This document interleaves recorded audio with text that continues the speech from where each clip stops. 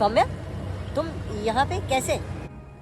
हाँ दक्ष, मैं अरे 3 साल हो गए हमारे डाइवोर्स को, ये क्या हालत बना रखी है तुमने? तुमसे मुझसे अच्छे खासे पैसे लेके गई थी ना? वो क्या बताऊं दक्ष, मैं तुम्हें, बहुत लंबी कहानी है। अरे लेकिन ये एकदम से क्या हो गया?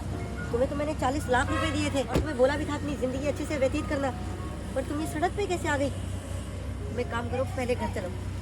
आओ।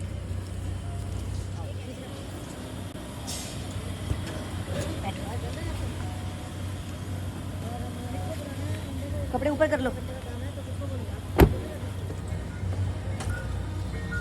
घबराओ मत तुम।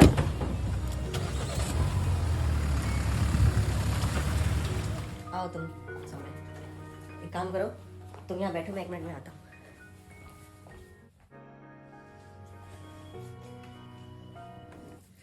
सबसे पहले तुम काम करो, नहा लो, और ये तुम्हारे कुछ कपड़े रखे हैं पहले के, इन्हें पहन लो, अच्छी नहीं लग रही है वैसे।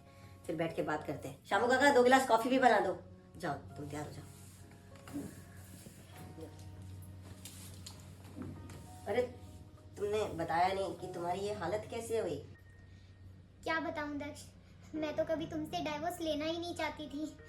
हमारे छोटे मोटे झगड़े को देखकर मेरे भाई और मेरी माँ बोली कि वो तो तुम्हारे लायक है ही नहीं, और न जाने कितनी सारी बातें बोली। इस वजह से उन्होंने बोला कि डाइवोर्स ले ले और हम तेरी शादी कहीं अच्छी जगह पर कर देंगे, और उनकी बातों में आकर मैंने तुमसे डाइवोर्स ले लिया। अरे लेकिन मुझे ये सब नहीं समझ में आ रहा। मैंने तुम्हें डाइवोर्स पे 40 लाख रुपए दिए थे और तुम सड़क पे इस हाल में चीजें बेच रही हो, ये सब कैसे हुआ? लेकिन वो 40 लाख रुपए, वो जो तुमने 40 लाख रुपए दिए थे, वो तो मेरे पास कभी आए ही नहीं।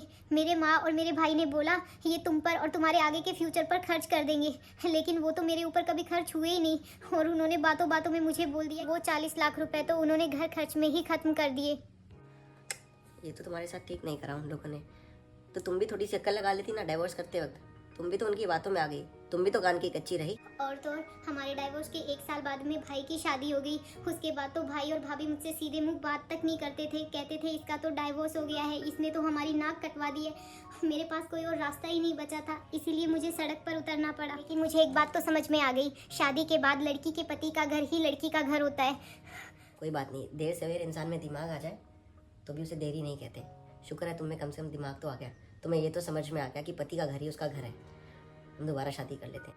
लेकिन अब क्या फायदा, अब तो बहुत देर हो गई है, अब तो तुम्हारी शादी भी हो गई है। अरे सौम्या, जरूरी है कि मैं भी तुम्हारे घर वालों की तरह हूँ? मेरी शादी नहीं हुई, इसलिए तुम्हारे शादी के जोड़े अभी तक संभाल के इस घर में पड़े हुए हैं। मैं तुमसे ही शादी करूंगा।